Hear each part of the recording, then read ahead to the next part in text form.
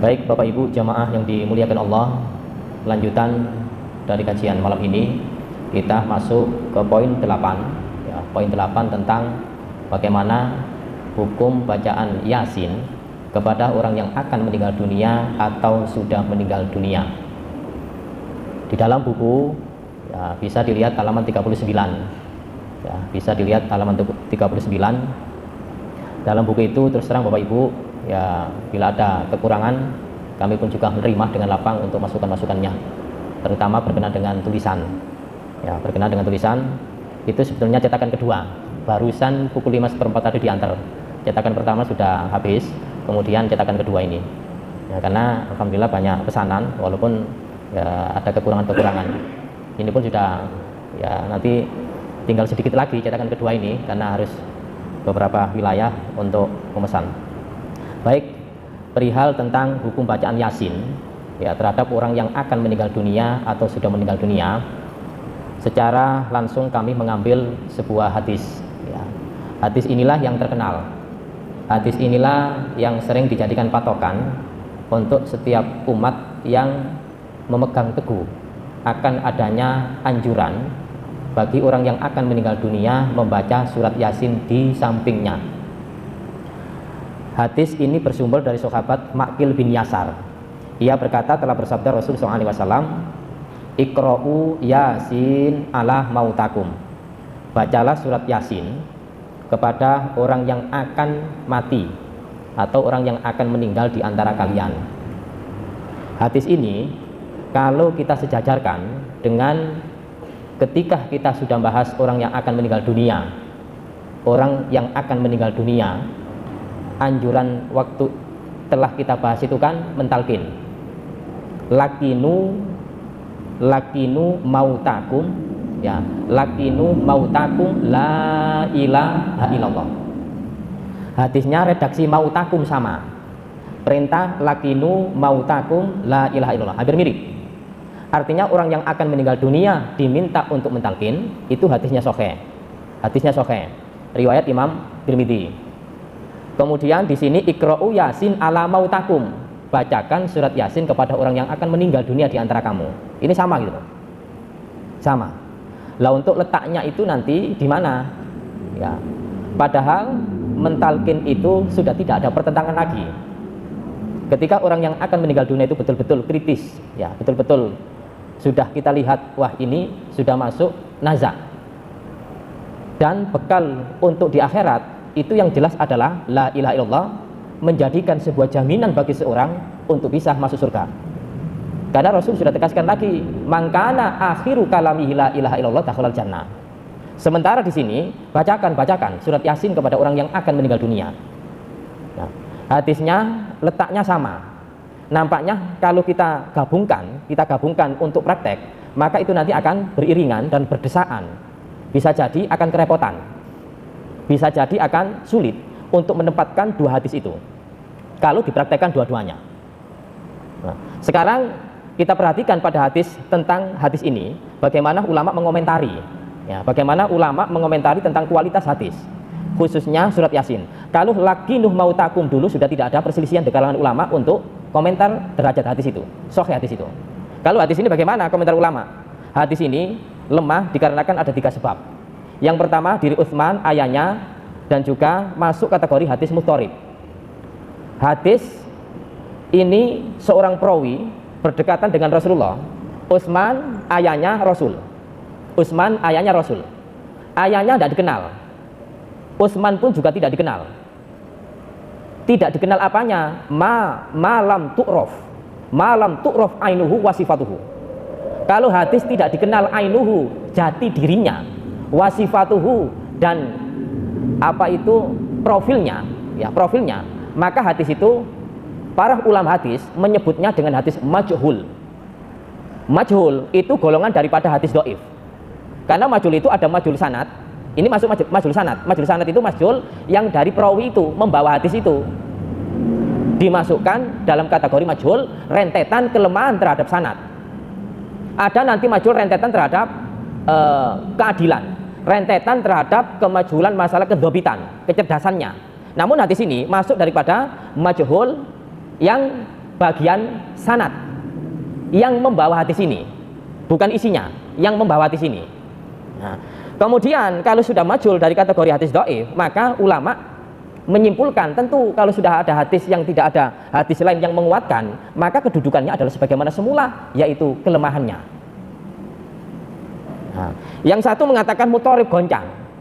Goncang itu hadis kalau ketemu dengan hadis yang lain kontradiktif, tidak bisa ditemukan, tidak bisa dijamak. Nah, sehingga kemuhtoripan ini juga masuk, kemajulannya juga masuk, dan tidak ada ulama yang menentang tentang ya kemajulan yang dikomentari oleh Imam Az-Zahabi, Utsman rawi yang tidak dikenal. Imam Az-Zahabi ini punya karya besar, yaitu Mizanul I'tidal. Nah, Imam Az-Zahabi karyanya juga luar biasa. Ya, Imam Az-Zahabi, kalau Imam Hakim dalam Al-Mustadrak, kalau hadis itu diriwayatkan oleh Imam Hakim tidak disepakati oleh kalau sudah disepakati oleh Imam Az-Zahabi, maka tidak ada satu ulama pun yang menentangnya.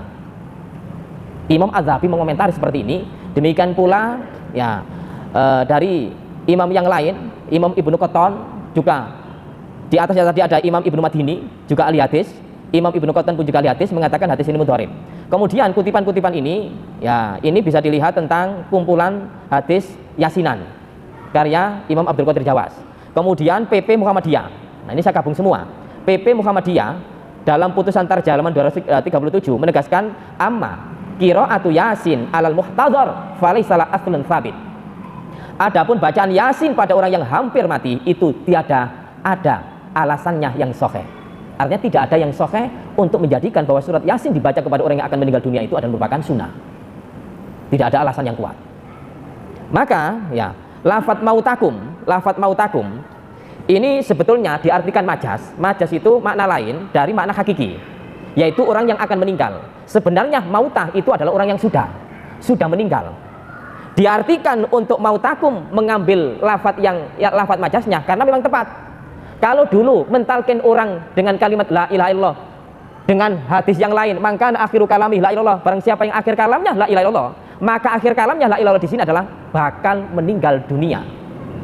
Kalau sudah meninggal mengucap sudah tidak mungkin. Maka masuk bahwa makna mautakum itu adalah diartikan majas sehingga punya makna bakal meninggal dunia. Nah, ini kita masukkan arti seperti itu. Kemudian memperhatikan alasan-alasan di atas, hendaklah kita perlu melakukan ya tidak perlu melakukan sesuatu yang tidak ada tuntunannya dan mencukupkan diri dengan tuntunan yang jelas, yaitu mendoakan ampunan dan didoakan agar diberikan keteguhan hati baginya. Nah, ini ketika melihat atau hadir di hadapan orang yang akan meninggal dunia. Untuk bacaan Yasin tidak ada anjuran sunnah dari agama. Syariat hadis sudah tidak ada yang kuat, sehingga ini yang saya kutip satu. Sebetulnya hadis bacaan Yasin itu banyak hadisnya, ternyata dikoreksi semuanya dhaif. Apa salahnya orang membaca Al-Quran? Kenapa dikomentari yang negatif ketika baca Al-Quran, khususnya Yasin? Bukan komentar yang negatif untuk bacaan ayat Al-Quran, tapi maknanya mengkhususkan ayat Al-Quran, mengambil surat tertentu, yaitu surat Yasin, yang ini menjadikan masalah. Kalau bacaan Al-Quran baik semuanya, makanya Rasul bilang, ya mangqara harfan min kitabillahi ta'ala, siapa yang baca satu huruf dari Al-Quran, walahu hasanatun, ia akan mendapatkan satu kebaikan. Wal hasanatu bi asyri amsalihah, satu kebaikan itu dilipatkan menjadi 10. Walakul alif lam mim harfun, saya tidak bilang alif lam mim yang terjadi alif lam mim itu satu huruf, tidak, saya tidak bilang seperti itu. Tapi walakin tetapi aku bilang bahwa alif lam mim, alifnya harfun, lamnya harfun, mimnya harfun, sehingga 3 huruf nilainya 10 kali lipat dikali 3, pinten? 30. Sekarang bagaimana kalau bacaan Al-Quran kita letakkan di hadapan orang yang akan meninggal dunia? Tunggu dulu. Orang yang akan meninggal dunia, akan meninggal dunia, kita utamakan kalimat talqin la ilaha illallah untuk di bawah orang yang meninggal, menyelamatkan dirinya untuk mendapatkan jaminan dari Allah surga sebagai tempat tinggalnya. Nah, surga. Ini orang akan meninggal. Lah terus bagaimana? Orang itu kelihatan akan meninggal dunia tapi lama sampai berhari-hari. Ada orang yang model seperti ini. Ya, bahasanya aja isuwi. Lami nih. Wonten kan ya? Lagi kita tinggali tasik kelihatannya ya. Tadi sebelum ada diabetes itu ada Iqra'u Yasin ala mazhab. Ya. Dan diabetes tidak alasan yang jadi yang kita baca adalah diabetes atau Dua-duanya. HPT tadi kami kutip hanya sebagai penguat. Kalau tadi hadisnya Iqra'u Yasin mautakum, bacalah Yasin di hadapan orang yang akan meninggal dunia, kan hadisnya dhaif. Kemudian HPT bilang tidak ada alasan yang kuat. Jelas kan tadi ya? Oke.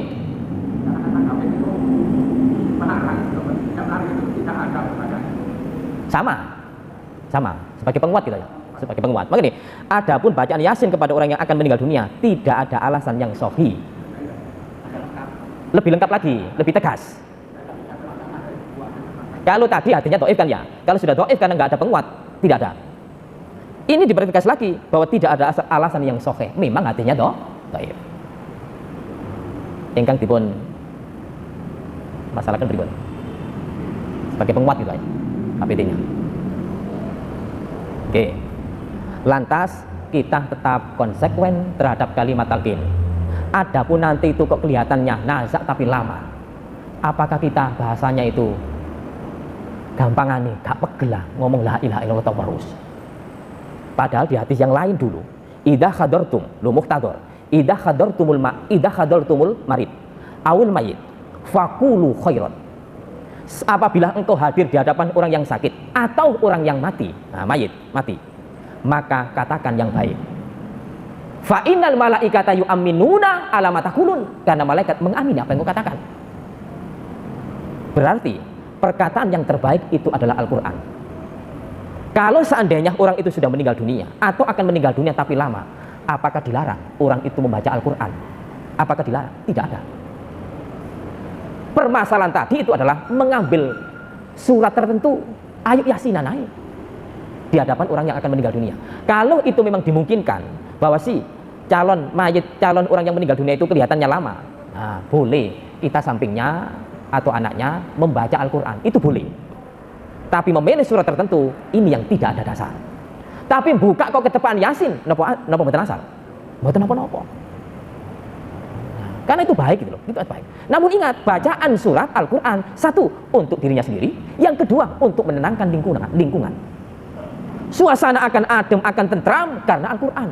Al-Quran memberikan efek begitu luar biasa terhadap lingkungan yang ada dan bagi orang yang membaca. Kemudian ketika orang itu memang betul-betul akan lakukan talqin. Karena ini bekal. Untuk melihat orang ini akan dekat atau jauh, jenengan bisa memperhatikan dengan seksama. Nek kapan ketinggalan netasi anget ya, anget. Sak sikil-sikile sak awak-awake anget, insyaallah dereng cepet. Tapi mboten pengaruh lintu lho ya, mboten pengaruh lintu. Tapi nek anjen kondisine sakit, maaf, biasanya badannya bengkak, yo anget anjen. Badannya bengkak anget, tapi ternyata beberapa menit meninggal. Itu pun juga terjadi. Tapi kalau memang kondisinya itu biasa tapi tasih anget, insyaallah dereng cepet. Karena pengalaman di lapangan itu banyak seperti itu. Maka hal ini kita cukupkan dulu. Kalimat talqin kita ajari. Seandainya connect kita biarkan. Oh, ternyata masih tegas gitu. Masih tegas. Karena di pagi hari kami dipanggil, Pak, pripun Pak jenengan tolong minta tolong. Bapak kula jenengan tingali. Kita ajari la ilaha illallah. Kasih connect. Connect-nya itu agak kenceng. Artinya untuk tanda dekat itu prediksi kami belum. Maka kami pesan, tolong dijaga terus, jangan sampai ditinggal. Boleh jenengan bacakan kalimat-kalimat yang baik atau Al-Qur'an. Ternyata baru menjelang maghrib meninggal dunia. Nah, bahasanya apa? Kalau itu bacaan talqin la ilaha illallah terus bahasai. Nah, itu bahasai yang balen-baleni gitu. Tapi nek diselingi dengan lintu, insyaallah orang nggak akan jenuh. Nggak akan jenuh. Bon, kesimpulannya membaca surat Yasin sebagai surat tertentu tidak ada dasar. Maka boleh membaca ayat-ayat Al-Qur'an yang tidak menentukan. Tapi Al-Qur'an hadis menentukan ketika untuk suasana rumah. Ya, rumah itu diantaranya hadis yang bicara adalah bacakan Iqra surat Al-Baqarah fi buyutikum. Bacakan surat Al-Baqarah di rumahmu. Kenapa? Fa inna syaiton, ya, karena setan akan lari dari rumah itu. Ini pengaruh bacaan Al-Baqarah, karena Al-Baqarah banyak kalimat tauhidnya, sehingga disitulah setan akan berlarian. Al-Baqarah. Nggih. Yasin. Jelas nggih? Mboten-mboten sing nganjurno. Bahasa kami tidak ada yang menyunahkan untuk bacaan Yasin kepada orang yang akan meninggal dunia. Nggih. Enggak apa-apa. Tapi kita jaga-jaga itu loh ya. Kita jaga-jaga untuk antisipasi jangan sampai ketika baca Asmaul Husna meninggal. Ya kita tadi kan ya, itu tadi. Jadi kita bisa memprediksi bahwa calon mayit ini lama atau belum. Monggo. Karena kalimat thayyibah itu banyak macamnya. Sakit ibu tampi? Oke. Selanjutnya, ya, kita tambahi tadi bahwa orang yang sudah meninggal dunia pun juga sama untuk Al-Qur'annya. Monggo. Biasanya ketika orang itu sudah meninggal dunia menunggu Pak Mutin, menunggu keluarga, maka kalimat-kalimat yang baik diletakkan pada sisinya. Di antaranya adalah boleh untuk membaca Al-Qur'an. Gak boleh baca Al-Qur'an tapi ngobrol ngalor ngidul. Ini kan juga salah juga gitu. Boleh gitu. Nah, ini sebatas boleh ya, sebatas boleh. Oke. Setelah tahu bahwa itu sudah meninggal dunia, dianjurkan bersegera dalam mengurus jenazah, bersegera. Lah bersegera itu artinya tegas, asri'u bil janazah, segerakan dalam mengurus jenazah. Kalau jenazah itu baik, berarti engkau meletakkan kebaikan itu segera dinikmati. Kalau orang itu jelek, berarti fa inna dzalika fasarun tadau an riqabikum, engkau berarti segera meletakkan kejelekan pada pundak-pundak kalian. Maknanya kita ambil redaksi di atas bahwa siapapun jenazahnya kita disuruh untuk bersegera. Maknanya bersegera itu seperti apa? Apakah ketika meninggal dunia langsung diumumkan, kemudian dibelikan kain, kemudian segera untuk dimandikan? Tunggu dulu. Redahkan keluarga, tenangkan. Karena orang yang tidak ditinggal saudaranya meninggal nyaman. Tidak seperti orang yang kena musibah meninggal dunia. Orang yang ditinggal meninggal dunia terpukul hatinya. Sentuh hatinya dulu untuk diberikan sebuah keikhlasan bahwa ini adalah titipan Allah. Kalau sudah redah dan sudah tenang, baru diselesaikan perkara yang lain. Makna segera masuk. Makna segera masuk. Kenapa harus diartikan ini? Karena terbukti diri Rasul SAW meninggal dunia. Bahasa hadis ini sudah dimunculkan oleh Rasul, sudah disampaikan Rasul kepada para sahabat. Sahabat apakah nggak tahu tentang hadis ini? Jelas mereka itu paham. Tapi apakah mereka nggak merespon terhadap hadis ini? Merespon. Lingkungan belum mendukung, suasana tidak memadai, kondisi tidak bersahabat. Apa yang membuat tidak segera untuk hadis ini diterapkan pada diri Rasulullah? Rasul saat itu para sahabat berselisih untuk memandikan. Apakah Rasul dimandikan seperti jenazah yang lain? Mereka masih saling bertanya. Satu. Yang kedua, apakah nanti Rasulullah itu disolati seperti sholat-sholat yang lain? Dua. Yang ketiga, Umar bin Khattab saat itu pun belum menerima atas kematian Rasulullah. Apakah langsung segera ini tegas? Jangan. Sahabat mulia Umar bin Khattab saking cintanya terhadap Rasulullah belum menerima secara langsung atas kewafatan Rasulullah. Abu Bakar baru hatinya memang lentur. Rasul ketika masuk ke kamar Rasulullah dibuka, dicium oleh Abu Bakar. Abu Bakar mengatakan, Rasul, engkau mati tidak akan mendapati kematian yang kedua. Ketika keluar dijumpai oleh para sahabat yang lain, wahai Abu Bakar, apa yang terjadi pada diri Rasulullah? Abu Bakar bilang, beliau sudah wafat, beliau sudah meninggal. Terus bagaimana ketika Umar bin Khattab masih berdiri di hadapan para sahabat? Umar bin Khattab saat itu pun langsung diredah oleh Abu Bakar. Namun apa komentar Umar? Abu Bakar, engkau sendiri yang duduk. Ketika Umar bin Khattab diminta untuk duduk, justru dibalas oleh Umar bin Khattab. Karena apa? Saking cintanya yang mendalam, sehingga ditinggal Rasulullah belum menerima secara langsung. Maka perselisihan yang terjadi saat itu, Tarikh menjelaskan 1 hari setelah kematian Rasulullah, hari Senin belum meninggal, dimakamkan hari Selasa. Tinggal meninggalkan 1 hari. Apakah ini bertentangan? Tidak. Bersegera, la yaqtadil faur, perintah itu tidak menunjukkan segera untuk saat itu, tapi melihat kondisi yang ada. Melihat kondisi yang ada. Sehingga kalau saudara-saudara kita atau lingkungan kita, anaknya masih belum menerima, tenangkan dulu. Kita ngobrol dulu. Oh, tinggal wis mati. Lu enak ngomong.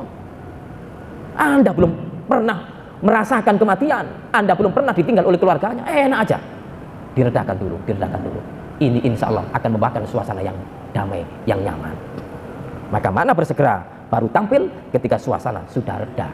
Ya, maka bersegera di sini memasukkan 5 hal: bersegera memandikan, mengkafani, mensolati, kemudian memakamkan dan mengurus sesuatu yang berkaitan dengan jenazah, khususnya masalah waris. Tapi sebelumnya hutang piutang dulu diselesaikan, baru waris. Ini yang harus orang itu perhatikan secara serius. Kadang orang itu meninggal dunia, warisannya banyak, dibiarkan, nanti ujung-ujungnya rame. Ya, masih selesai gitu, bisa selesai. Nah, ini Bapak Ibu jamaah hadis-hadis atau sejarah tarikh yang menjelaskan. Ini beberapa kitab yang saya kutip, diantaranya ya kitab Sirah Nabawiyah Profesor Dr. Mahdi Rizkul Ahmad. Ini seorang peraih Nobel karena saking luar biasanya karya beliau, setebal untuk Sirah Nabawiyah, diterjemahkan hampir ke seluruh dunia, dipakai oleh umat Islam. Nah, kami kutip bukunya tebal gini, bahasa Indonesia, sehingga kami tunjukkan apa adanya. Oke. Nah, baik.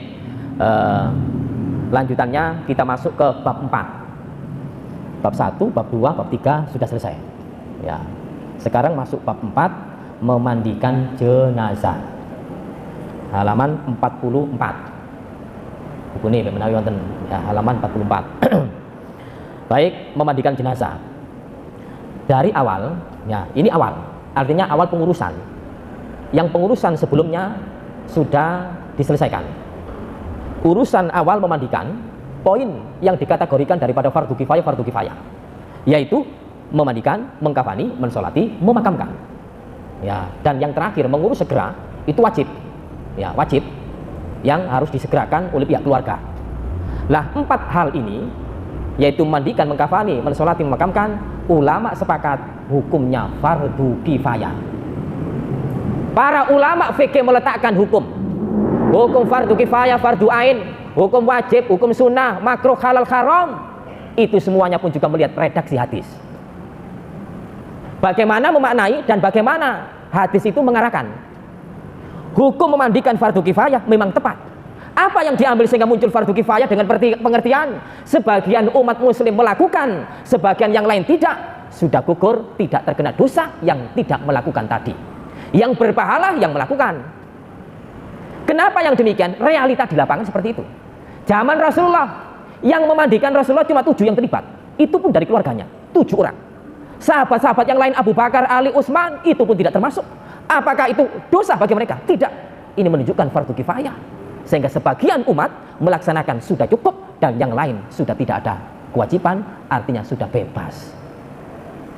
Nah, itu kalau menghukumi hukum, sehingga maknanya seperti ini. Apa sih yang yang melatar belakangi demikian fardu ain? Nah, fardu ain itu kok setiap orang kena wajib, seperti sholat, bukan sholat jenazah. Sholat wajib 5 waktu fardu ain. Kalau orang itu tidak mengerjakan, dosa yang tidak mengerjakan tadi tidak bisa diwakili oleh sebagian, itu fardu ain. Kalau itu sholat jenazah fardu kifayah, sebagian sudah cukup, yang lain tidak. Nah, oke. Sekarang urusan memandikan jenazah. Hal-hal yang perlu disiapkan sebelum memandikan jenazah. Sebelum memandikan, yang perlu disiapkan. Yang pertama, air bersih yang digunakan untuk membilas. Memulai memandikan jenazah air bersih. Lah, cara menyiapkan air bersih dengan kondisi yang ada. Ada yang langsung ngambil gentong atau drum dari makam, diangkat ke rumah mayit, sehingga drum ditaruh di atas, dialiri dari sanyu sehingga penuh. Maka ketika memandikan tidak sampai jenazah itu terhenti gara-gara airnya macet. Kalau dulu tidak ada drum, tidak ada galon, modelnya sulur, ya, nimbo mundur teng sumur. Wah, sekian banyak orang membantu. Berubah waktu, tidak ada drum besar, langsung selang. Hati-hati jangan sampai macet. Selang langsung dikucurkan, itu pun teknis dan boleh-boleh saja. Pertama disiapkan bagaimana kesiapan airnya itu. Yang kedua, air yang sudah dicampuri dengan sabun. Kenapa? Untuk mempercepat dan memudahkan jenazah itu ketika mensabuni jenazah itu. Kalau nggak digerus dengan dicampuri dengan air, nggak digerus, maka akan seperti mandi kita. Mandi sabunnya ungkul, digosok-gosok pelan-pelan. Jangan. Loh Pak, sekarang ada langsung sabun cair, monggo. Tapi itu pun juga kadang-kadang pripun? Lunyu. Nah, jadi yang simpelnya itu, air sabun ungkul digerus. Nah, itu lebih mudah. Nah, teknis-teknis seperti ini adalah bagaimana di lapangan untuk mempercepat jenazah itu selesai. Air yang sudah campuri. Kemudian gunting untuk melepas pakaian yang dipakai mayat. Biar pakaian itu baru ataupun mungkin jin atau disukai oleh saudaranya. Jangan korbankan pakaian yang ada pada jenazah itu, sehingga melepasnya dengan gunting tidak menyulitkan dan juga tidak menyakitkan jenazah. Inna kasra azwil mayit ka kasra azwil hayy. Siapa yang menyakiti tulang belulangnya mayit sama dengan menyakiti tulang belulangnya orang yang masih hidup. Jadi ayo kita sikapi, kita perlakukan dengan sebaik-baik mungkin, jangan sampai si mayit itu terasa sakit. Ini yang ketiga. Yang keempat, lidi atau semisal untuk membersihkan kuku. Kukunya panjang-panjang, jangan dipotong. Jangan dipotong. Apakah nggak boleh? Bukan urusan boleh dan tidak. Itu yang melekat pada mayit.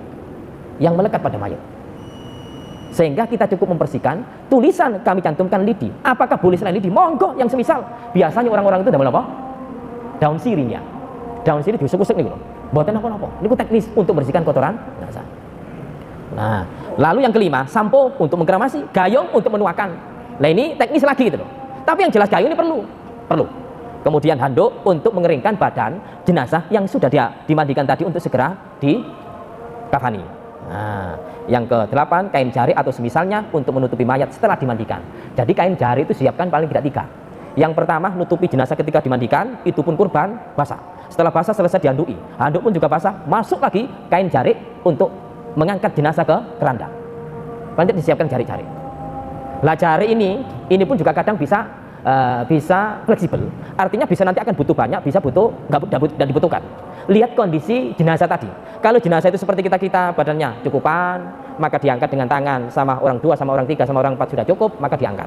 Tapi kadang jenazah itu maaf besar, diangkat dengan tangan nggak nyambung, ataupun nyambung jari ketemu jari tidak sampai kuat sehingga akan lepas. Jangan sampai jenazah itu lepas. Lakukan teknis yang lain. Bisa jadi jari dimasukkan sehingga nanti ditarik dengan jari tadi.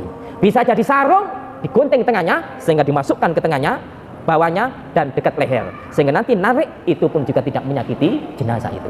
Itu teknis gitu. Karena di lapangan terjadi. Kita dihadapkan seperti itu, pripun Pak kondisi ngeten iki. Pikir. Wah ini cocoknya jari. Cocoknya sarung Pak, nggak punya sarung Pak. Jari. Mosok jari gak duwe, sarung gak duwe, tampar. Masya Allah, jangan. Selimut, monggo lintu nih. Nah, semisalnya. Tahu pun cerita nih. Nah, ini persiapan sebelumnya. Nah, kemudian orang yang berhak memandikan. Orang yang berhak memandikan, pentingnya bawahnya B. Ini kalau delapannya B, orang yang berhak memandikan. Pentingnya orang yang berhak memandikan itu satu, baik menawi mayit dulu itu sudah punya pesan. Nek kapane aku mati, tolong si A aja yang mandikan. Monggo panggil yang utama. Tapi kan nggak mungkin si A saja. Maka untuk yang lain bebas. Utamakan pihak keluarga. Kalau pihak keluarga tidak sanggup, tidak mampu, monggo yang lain. Karena di lapangan pun juga demikian. Ketika keluarganya minta Pak, jangan keluarganya. Mas, jangan keluarganya. Saya nggak sanggup Pak, tidak bisa mandikan. Apakah kita biarkan? Tidak. Tangani dengan tangan yang lain. Nah, nih.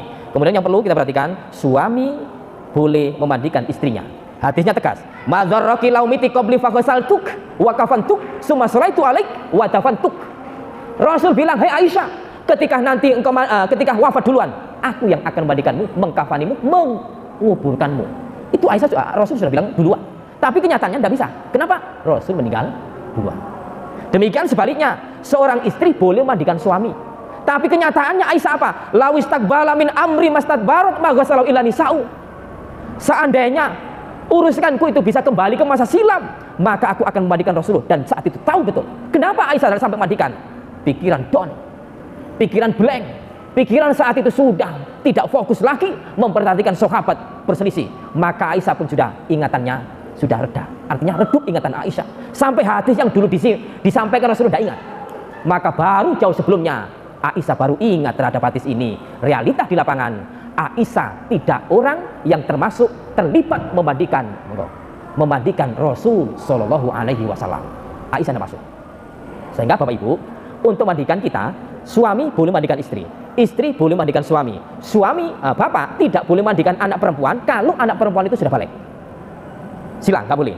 Ibu mandikan anak laki-laki yang sudah besar, jangan lakukan yang laki-laki. Tapi seorang bapak, seorang ibu, kalau anaknya biar itu laki ataupun perempuan belum balik, monggo.